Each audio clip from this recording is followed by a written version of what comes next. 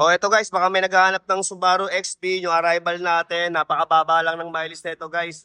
Medyo nabasa lang ng ulan kasi ayan, tumutulo dito sa showroom, nabasa lang ng konti, okay? So ito yung arrival natin, 2018 model, Subaru XP 2.0 eyesight, 38,000 mileage only, kulay red. Syempre, first owner unit, guys. 638,000 ang asking, 638,000. Siyempre, kasama na rin dyan ang transfer of ownership at negotiable pa naman yung ating price. Okay, so ayan, isang mabilis na ikot lang para sa nagkaka-interest nito. Okay, so ito, number 7 yung kanyang coding. Siyempre, original paint pa yung ating unit.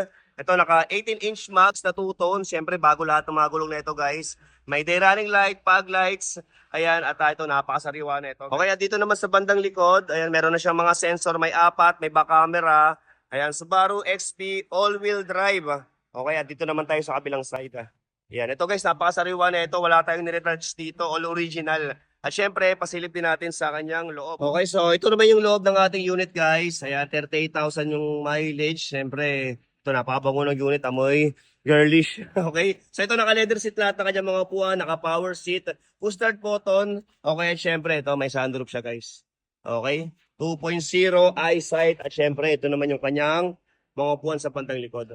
Okay, 20,000 ang ating reservation, mapa-cash or financing. At syempre, para sa sample quotation, i-chat nyo na lang ako sa aking messenger sa Starbucks. Ayan, para masend na kayo ni admin ng sample quotation and then ng list of requirements, okay? At syempre guys, yung kanyang mga manual and booklet, ayan, nandito pa naman lahat kompleto. At syempre, dalawa susi nito parehas original. Okay?